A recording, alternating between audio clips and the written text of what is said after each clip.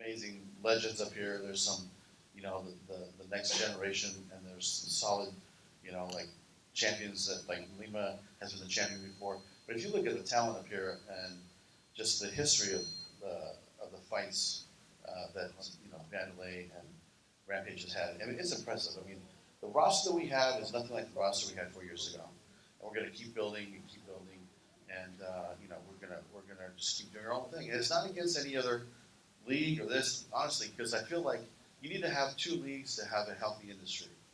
And what I mean by that is, what if we weren't here? There's only one buyer in the marketplace, right? Then they're not going to get paid what they get paid. So at the end of the day, you need two leagues. This is a company that's owned by Viacom. It's a healthy company that loves being in the fight business, and we're going to continue putting on great fights and bringing the best fighters in the world here, and also growing the best talent in the world here. Hey, Scott. Hey. Quick question. Do you know if did Roy make a decision not to come to the press conference, or did he have to leave for medical reasons? I don't know. Does anybody know if Roy's hurt or if he's no. Okay, so he's on his way to the hospital. Yeah. Okay. And I think Chris Crawford's already at the hospital right now. It's probably too early to tell, but yeah, I mean, Rory has a history with that nose. Do you know? Was there any update just in terms of any injury he suffered? There was nothing. I wasn't told anything before I came in here, but we'll have an update shortly. I'm sure before we all get out of here. Okay. Hopefully. And then obviously Aaron was a standout tonight. What do you think? How quickly do you want to move him? I mean, he just took out a title contender in one round, but he's also very young and he's only got 5 fights. I mean, how do you approach his next fight?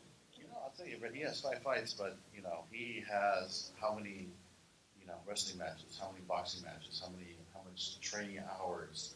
I think you have to take that all into consideration, because if you didn't, there's no way Aaron would be fighting Hugo when we fought today, because his record is probably 5 times more fights than Aaron has. So it's not just about the record, but I do feel that this was a test for him. I think he definitely passed the test with flying colors, and we'll set the next challenge up for him. But to do that today, I think it's tough. I think that I'd like to have him go back, and we'll talk to his coaches and his management, and then we'll figure out the next step.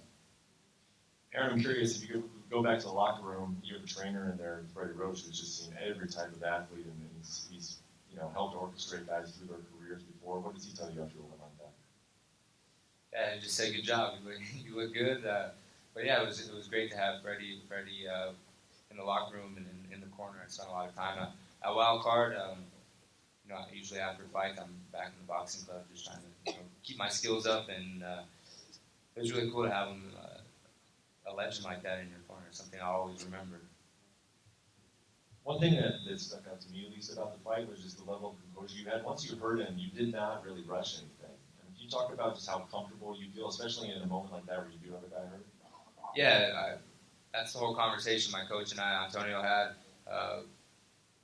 All my fights is just relax. I mean, obviously you guys saw the first one. I just rushed in there.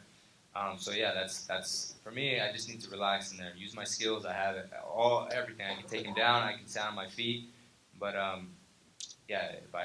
there's more risk by me rushing in. So I just need to take my time. I have 15 minutes, and the fight went a little bit longer than my last one. So I got some more experience. So it's just a good night.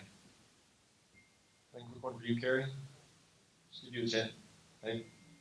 Just give you a chance to talk about your fight, and specifically, her game plan seemed to be just unique in that she really just wanted to hold on to you and hold you to the ground full guard. It seemed like that was something that she was focusing on the whole time. Was that a surprise to you at all when you got in there? It definitely was a little surprise to me, and I was surprised that she was pretty strong, but I came out a little flat, and I've been fighting a sickness, so I was just happy to make it through today.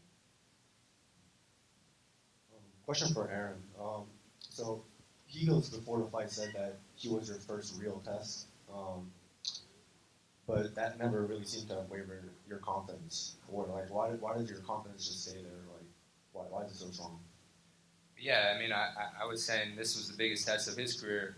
That's what I was saying to my team. He's never fought a guy like me. He's never fought a wrestler like me, guy that can hit as hard as me. So I knew it was a big test for me, but I also was telling everybody it's the biggest test of his career. once everybody says they're gonna do this, they're gonna try to get me to the ground and do it, but once you feel my power, it's on a whole different level. And if I wanted to take him down, I could take him down at any time. But my confidence just goes back to my training. You know, I have good training partners, great coaches, and I knew it was. A lot of people were like, "Oh, it's a big test," and yeah, absolutely, it's a big test. But I knew I had it within me to get the job done, and I did. Thank you.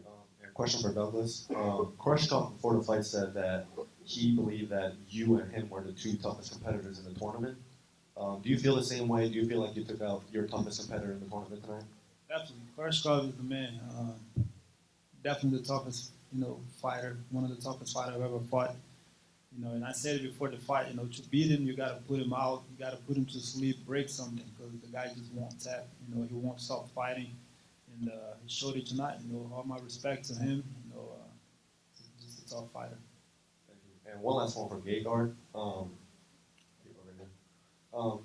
How important was it for you to establish the jab early on? Do you think that is what eventually made him shoot for that takedown at the second round?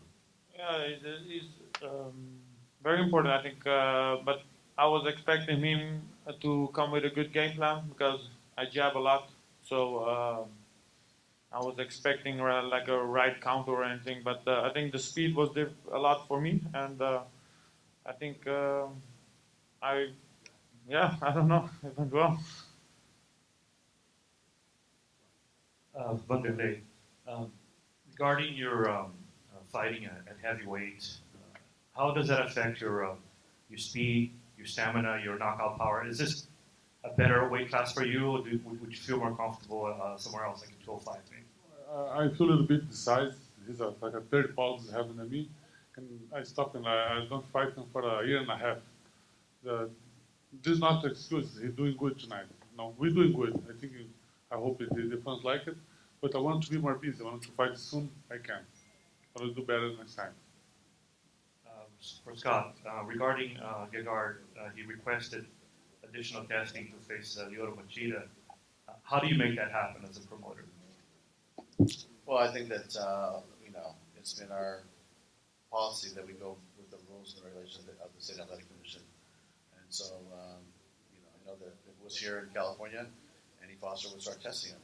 And believe me, their testing procedure is pretty in-depth. I mean, when we signed Chael had 5 tests he had to pass before he was allowed to fight and compete. So it depends. Like, if we're in another state, then we'll go by the guidelines. If we end up going international, then Mike Mazzulli and the Williams Commission will do the testing for us at that time. But these athletes are tested, and Machida will be tested.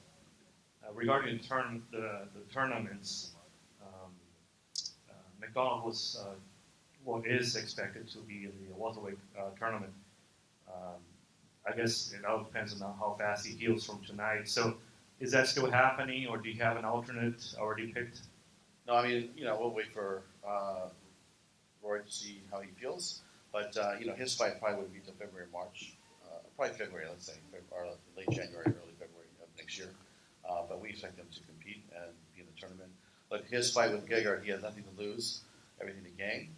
Now he can focus back on cutting weight, getting back down to 170 and fighting in his proper weight class and getting ready for the tournament. And speaking of alternates, does Rampage's win tonight put him as maybe a backup fighter for the heavyweight tournament again? Well, I mean, what do you think, Rampage? I'm gonna stay in shape, Scott. I'm very disappointed that I lost that in that tournament. No disrespect to Chael, because honestly, I've been thinking about that. It really bothered me. I don't know. I know you guys don't know me that well, what type of person I am, what type of mind I got, but it really bothers me that Chael outsmarted me, because I trained wrestling really hard when I fought him.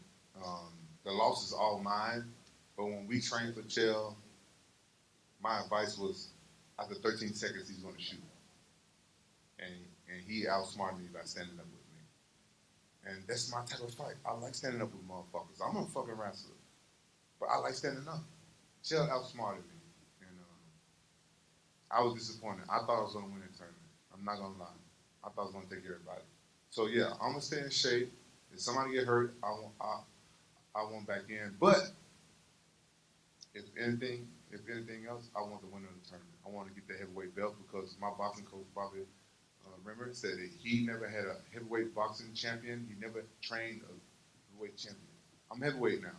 Until I fix my thyroid, I'm going to be a heavyweight. Then I'm going to fix my thyroid, but that's a fight too. What you guys need to know about life is a fight. And me having a bad thyroid, it's a fight. I'm going to win that fight. I'm going to fix my thyroid out, and hopefully I get back down to 205. But for now, I'm a heavyweight. I want the heavyweight belt. Whoever wins that belt, I want to fight them. I want to win. I want that heavyweight belt. So either I get back in the tournament, somebody get hurt, or if Scott permits, whoever wins the belt, let them be champion for a little bit. Let them face me. I don't care if it's a wrestler, stand up, whoever. I'm going to beat them. I'm going to win the belt, the heavyweight belt. That's what I want. I got great sparring partners. Come on, stand up, man. That guy right there. Hey, I'm gonna tell you, that guy right there. I dedicate my win to Wanderlei, to that guy right there. He studied Wanderlei, and he got it. In his sparring partner, he can any fighter he can act just like him. You need that. It's hard to find sparring partners like that. Wanderlei is a very difficult opponent to train for.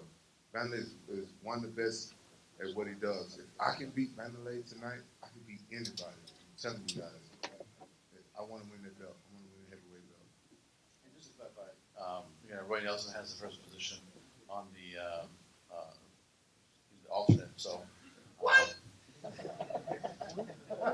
Yes, sir. But maybe we could well. Yeah, well, you know what, guys? His fat ass called me out on Twitter. I will fuck Roy fat ass up. And a final question for Douglas Lima. Your fight, I think, on the main card was the only one that got a lot of boos, I guess, from the fans, and it had a lot to do with Koreshkov's strategy of pushing against the cage and doing a lot of defensive grappling. By the time a few rounds had gone by, 3 rounds at least, did you feel that extra sense of urgency to, sort of get a quick finish, because that could have potentially gone on for 5 rounds? Yeah, I mean, it's the style of fight. He was trying to make me tired, clinch a lot. What can I do? I don't know what to say. People boo. When he's not excited, but man, he's a tough guy right there. You can't give him any chance. Any mistake you make, he'll knock you out. It goes both ways. He was being very careful, and at the end of the day, I got the finish. That's what I'm here to do, finish fights. I believe now I hold the record of most finishes, in my division. So just one step forward. Scott, is it possible that you'll put Pico back in by the end of the year? Yeah, I think it is possible. I think that I don't think he took a lot of damage in the fight, and I know he goes right back into the gym. So we'll definitely have that conversation. But that's a Monday conversation. And Gegard, obviously you've had some signature victories along your career. Does this feel like one, or are you feeling like maybe some people will try to take something away from it by saying you defeated a smaller man? Well, Kevin Gastelum is fighting for the UFC middleweight championship. GSP came and he fought Michael Bisping. So, of course they're going to say I beat a welterweight, but I don't care. Yeah, I have a question for Rampage. First of all, what is that nice beverage that you're drinking that looks pretty fancy? Well, this is Honesty Hour. I think this is 50 Cent's brand right here. Me and 50, we had a little beef before, and he gave me a bottle of champagne for winning this fight. I really needed this win. I'm not going to lie to you guys. This win meant a lot to me. And since 50 sent this bottle of champagne to my locker room after the fight, I'm no longer upset with him about that bullshit he was saying a couple months ago.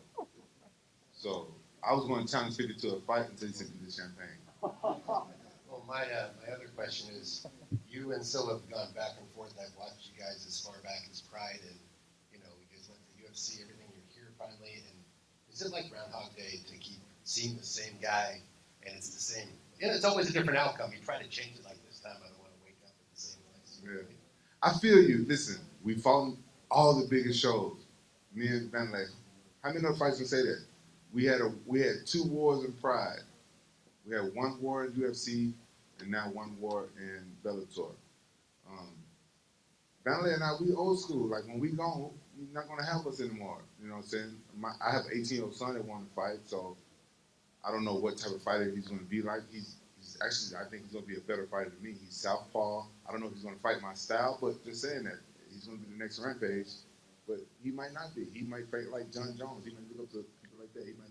He might fight like Antonio McKee's son, AJ McKee. You know what I'm saying? Who knows what he's gonna fight like? You know what I'm saying? He likes slamming people and stuff like that. But just saying that, I think you guys should enjoy fighters like me and Wanderlei, even though we're older and we still putting it down and we still entertaining you guys.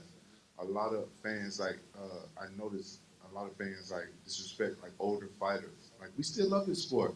This is the best fucking sport, guys. You know what I'm saying? Because we're just like you guys.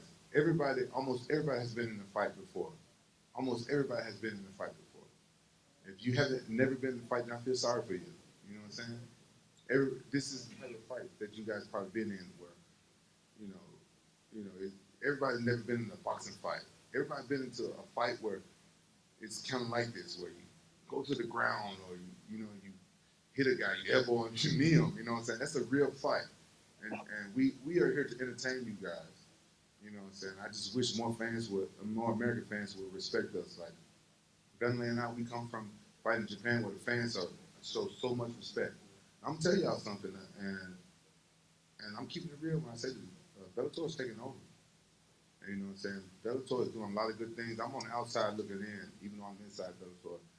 I've been fighting all the biggest shows around the world, and I know a lot of shit that y'all don't see. The first fight is always with the promoter. When you finally get, and they understand. Like Scott, he understands fighters. He understands fight, and I see a lot of moves that he makes. Like this is the best show. You know what I'm saying? UFC may wear the crown for right now, but they probably won't. Bellator is the best show. And they put on a lot of great fights. I'm seeing it. You know what I'm saying? We're in the best spot. You know what I'm saying? Wanderlei put on a great fight tonight. He rocked me. And all I ever wanted to do was entertain you guys. That's my job.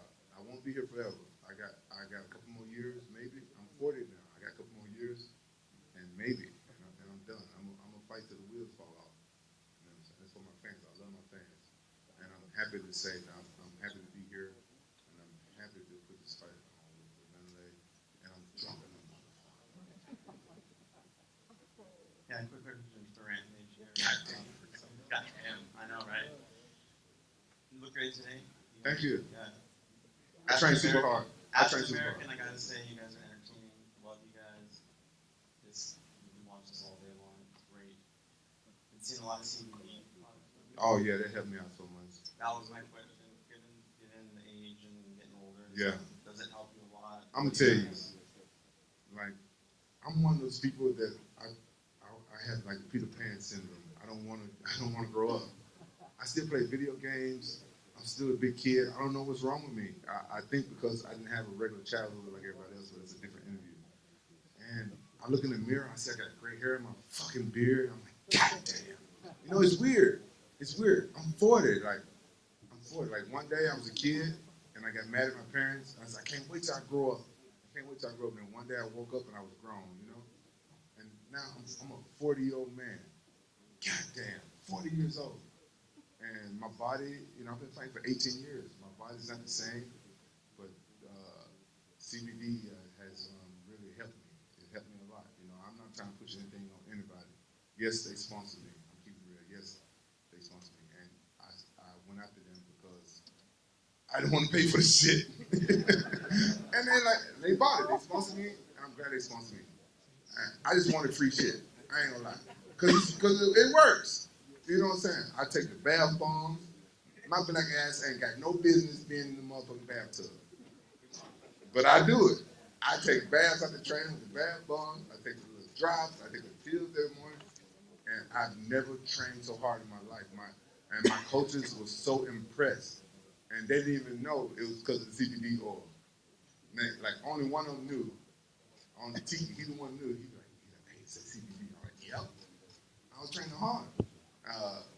You know what I'm saying? Like, I'm surprised Wanderlei lasted 2 rounds. I thought I was gonna take him out the first round. The CBD is keeping me intact. I got a lot of injuries. I don't never like to talk about. I don't like to tell you guys about my injuries because I feel like fighters are spoil them. But CBD kept me together. It's real. Question for Keri. When you heard the scores being read, how confident were you that you got the win? You know what? I thought I got the win. I was confident I got the win. I'm surprised that she decision. I didn't have the best performance, but I definitely thought I was the winner. And for Rampage, speaking of Chael earlier, did you ever honor the bet that you guys had? I'm gonna be honest. Fuck no. I owe Chael 30 grand. But I'm gonna tell you something. The reason why I haven't gave Chael the money yet, because he never put nothing up. So it wasn't really solidified. I'm like, Chael, every takedown you get, I'm gonna give you 10 G's.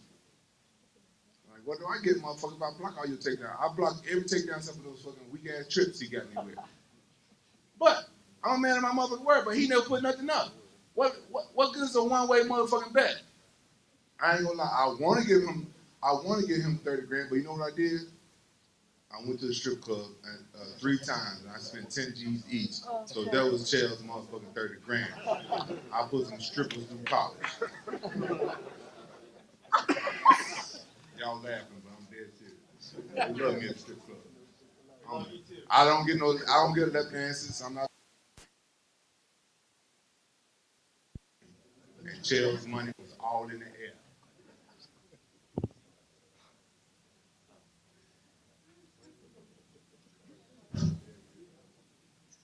Hi, I have 2 questions for Keri.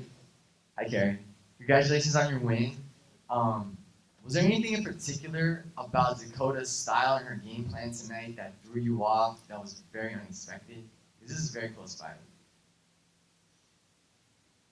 She was holding on to me pretty tight, and I wasn't really. Yeah, I just think to her just like holding on to me and not really working that much, like it did throw me off. And like I said, like I just was pretty tired from being sick. Your last 2 fights, of course, were stoppages in the first round. So how did it feel tonight to go the full distance, full 3 rounds?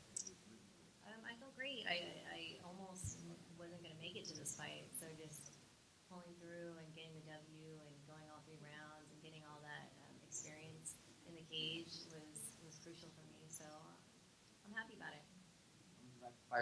Would you like to fight one more time this year before the end? I would think about that if Scott's open to sending me to Hawaii. That's maybe an option. Awesome. Congratulations, Keri. Thank you.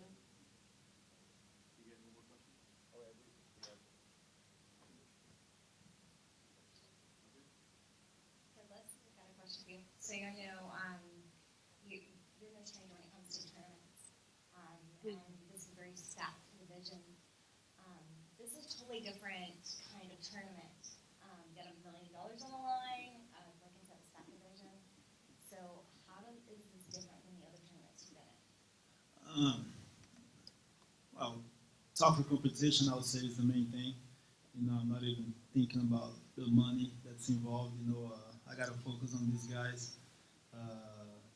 You know, money comes after, you know, but first thing, I got to fight guys that's trained to hurt you, you know, so the focus is on them. And then, you know, go from there. But I'm confident. You know, I won 2 tournaments before with Bellator. And, you know, plenty on this one being the 3rd. So I feel good about it. And can't wait for the next fight. Aaron, this is a question that might come up, or an issue that might come up sooner than later, given your trajectory in this division, and that's the issue of you and AJ. You guys are both, you know, on a parallel path right now. You're both tearing through the division, and I think it's inevitable that people are going to pair you, at least in terms of matchups they want to see. What's your position on that? Well, I mean, we're not gonna fight. I mean, we're his dad's my coach, but that's just something that we're gonna have to talk about as a team, and that's for another topic. Right now, I'm just focused on my win, and then we'll talk about that when the time comes. But the bottom line is his dad's my coach. We're training partners, so it's just not gonna happen. And yeah, that's a question that people are probably gonna ask, but that's something that we'll discuss face to face, and we'll figure it out. Do you think that one of you might move, like, to accommodate the other? We'll see when that time comes. We'll see you in New York in 2 weeks.